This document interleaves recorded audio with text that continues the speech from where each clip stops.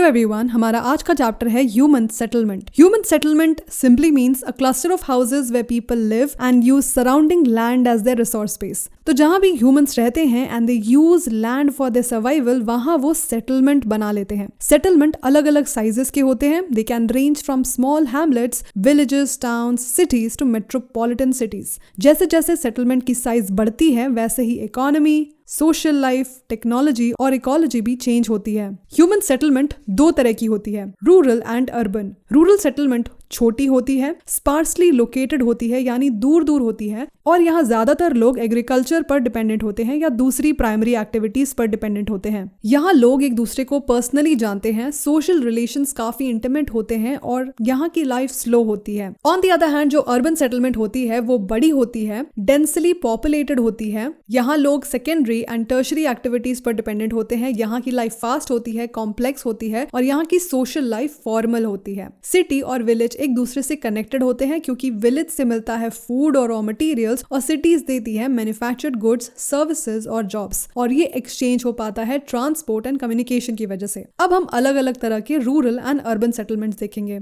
Rural settlement 4 तरह के होते हैं, clustered, semi clustered, hamleted and dispersed. और ये टाइप डिसाइड होता है बेस्ड ऑन कि सेटलमेंट का बिल्टअप एरिया कितना है और हाउसेस के बीच डिस्टेंस कितना है। कुछ फैक्टर्स डिटरमाइन करते हैं कि किस तरह का सेटलमेंट होगा, जैसे फिजिकल फैक्टर्स, जैसे टेरेन कैसा है, प्लेन है या mountain, climate, water availability and altitude. Cultural and social factors भी डिटरमाइन करते हैं, जैसे सोशल स्ट्रक्चर कैसा है सोसाइटी में, और सिक्योरिटी फैक्टर्स जैसे थेफ्ट या अटैक का डर हो। तो इन सब की वजह से अलग अलग तरह के सेटलमेंट हमें दिखते हैं। क्लस्टर्ड सेटलमेंट में सब घर एक साथ क्लोज क्लस्टर में रहते हैं, कॉम्पैक्ट विलेज होता है, फार्म अलग सराउंडिंग एरिया में होते हैं, स्ट्रीट्स ज्योमेट्रिक पैटर्न बनाती हैं, या तो रेक्टेंगुलर या रेडियल या लीनियर। ऐसे सेटलमेंट हमें फर्टाइल एल्यूवियल प्लेन्स में मिलते हैं इन नॉर्थ इंडिया, इसके अलावा नॉर्थ ईस्टर्न स्टेट्स में और राजस्थान में भी मिलते हैं, क्योंकि राजस्थान में पानी की कमी होती है तो लोग साथ में ही रहते हैं ताकि लिमिटेड पानी का बेस्ट यूज हो सके। सिक्योरिटी रीजन की वजह से भी लोग क्लस्टर में रहना प्रेफर करते हैं, जैसे बुंदेलखंड में और नागालैंड में।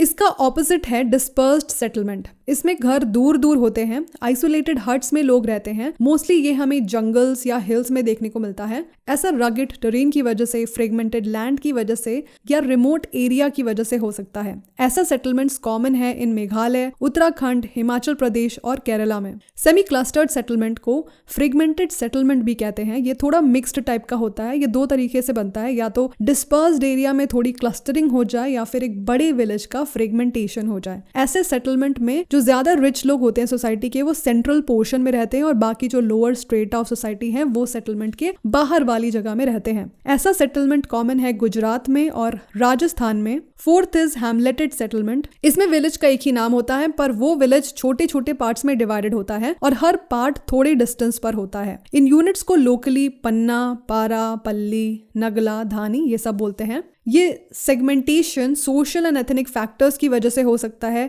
ऐसा सेटलमेंट हमें middle and lower Ganga plain में, छत्तीसगढ़ में और हिमालयाज की लोअर वैली में मिलता है। अब हम बात करते हैं अर्बन सेटलमेंट्स के बारे में। इंडिया में कोई भी प्लेस अर्बन तब मानी जाएगी जब वहां म्यूनिसिपैलिटी, कॉर्पोरेशन या कैंटोनमेंट बोर्ड हो, जहां की पॉपुलेशन मिनिमम 5000 हो, at least 75% male workers non agricultural job करते हों और population density 400 persons per square kilometre या उससे ज्यादा हो। अर्बन एरियाज कॉम्पैक्ट और बड़े होते हैं, नॉन एग्रीकल्चरल एक्टिविटीज पे बेस्ड होते हैं, and as we saw cities are functionally linked to rural areas around them. Evolution of towns in India. India में टाउन्स प्री हिस्टोरिक टाइम से एग्जिस्ट करते हैं। मोहनजोदड़ो और हड़प्पा इंडिया की सबसे पुरानी सिटीज में से हैं। सो इंडिया के टाउन्स 3 तरह के हैं, ancient, medieval and modern. Ancient towns 2000 या उससे भी ज्यादा साल पुराने हैं। ये डेवलप हुए mainly as religious and cultural centres. इसके एग्जांपल है Varanasi, Prayagraj, Patna and Madurai. Medieval towns वो टाउन्स हैं जो मिडीवल पीरियड में डेवलप हुए। ऑलमोस्ट 100 टाउन्स हैं ऐसे। ये डेवलप हुए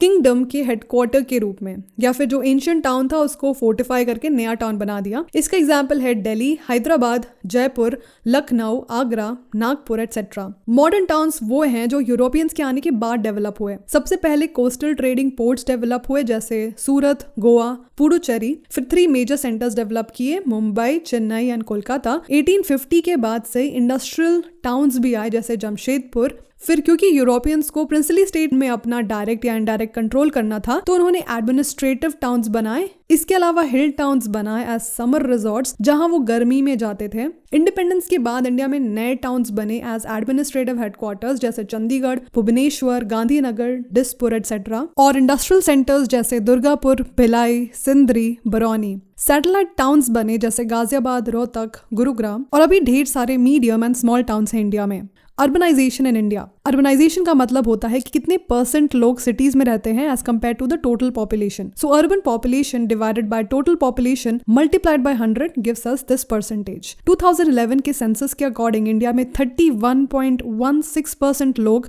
अर्बन एरियाज में रहते हैं, बाकी लोग रूरल एरियाज में रहते हैं। डेवलप्ड कंट्रीज से कंपेयर करें तो वहां पे 70 से 80% लोग अर्बन एरियाज में रहते हैं। सो इंडिया का 31% काफी लो है इसके कंपैरिजन में। तो इंडिया अभी भी रूरल बेस्ड कंट्री है। 20th सेंचुरी में हमारी कंट्री की अर्बन पॉपुलेशन 11 टाइम्स बढ़ी है। But as you can see from this data, last 2 decades में अर्बनाइजेशन की डेकेडल ग्रोथ पहले के मुकाबले कम हुई है। Now let's see the functional classification of towns. Town सिर्फ रहने की जगह नहीं होती, बल्कि एक टाउन कोई ना कोई एक्टिविटी या फंक्शन के लिए जाना जाता है। तो टाउन या तो स्पेशलाइज्ड टाउन होगा या multi functional town. Specialised town ऐसा टाउन है जहां एक फंक्शन डोमिनेट करता है और वही उस टाउन की आइडेंटिटी है। बाकी एक्टिविटीज हो सकती हैं बट एक काम मेन होता है। Multi functional town on the other hand ऐसा टाउन है जहां मल्टीपल फंक्शंस इक्वली इंपॉर्टेंट हो जाते हैं। ज्यादातर बड़े metropolitan cities eventually multi functional towns बन जाते हैं, पर वन फंक्शनल या स्पेशलाइज्ड टाउन मोस्टली स्मॉल या मीडियम लेवल पर हमें मिलता है। So now that we know about specialised town, कुछ स्पेशलाइज्ड टाउन्स देखते हैं। पहला है एडमिनिस्ट्रेटिव टाउन्स। ये गवर्नमेंट की एडमिनिस्ट्रेटिव हेडक्वार्टर्स के जैसे काम करता है, जैसे चंडीगढ़, न्यू दिल्ली, भोपाल, शिलोंग,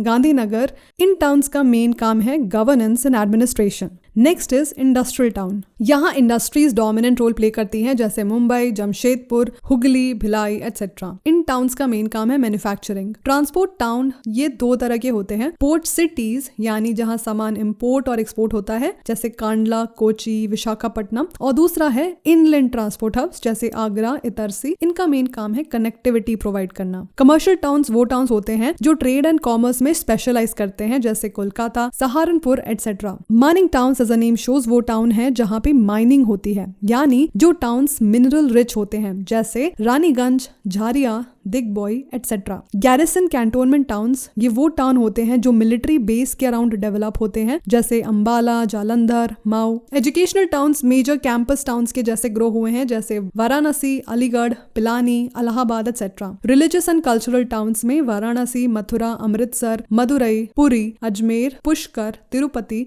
कुरुक्षेत्र, हरिद्वार आता है। टूरिस्ट टाउन्स में टूरिस्ट डेस्टिनेशन आती हैं, जैसे ये सब। And as I already said, cities are not static. धीरे धीरे जैसे सिटी ग्रो करती है तो उस जगह का फंक्शन भी चेंज होता है। सो धीरे धीरे जहां एक फंक्शन डोमिनेट करता है वही मल्टी फंक्शनल टाउन बन जाएगा और इंडस्ट्री, बिजनेस, एडमिनिस्ट्रेशन, ट्रांसपोर्ट सब ही इंपॉर्टेंट हो जाएगा। और फिर बाद में हम उसको कोई पर्टिकुलर फंक्शनल क्लास में डिवाइड नहीं कर सकते क्योंकि वो मल्टी फंक्शनल टाउन हो गया है। स्मार्ट सिटीज मिशन भी देख लेते हैं। स्मार्ट सिटी मिशन का मेन ऑब्जेक्टिव है better infrastructure banana, clean and sustainable environment देना और एक डिसेंट क्वालिटी ऑफ लाइफ देना टू द सिटीजंस। इसमें है कि हम स्मार्ट सोल्यूशन से अपनी सिटी के इंफ्रास्ट्रक्चर और सर्विसेज को इम्प्रूव करें। तो इसमें सस्टेनेबल और इंक्लूसिव डेवलपमेंट की बात की गई है और इसमें यह बात कही गई है कि पहले कोई आइडिया को सिटी के एक पार्ट में किया जाएगा and if that works then उसको और भी जगह फॉलो किया जाएगा। Very smart, you know. So with this, it's the end of the chapter. If you have any question, write down in the comment section below. And if you liked the video, give it a big thumbs up. Thank you for watching and all the best for exam. मिलते हैं अगले video में. Bye.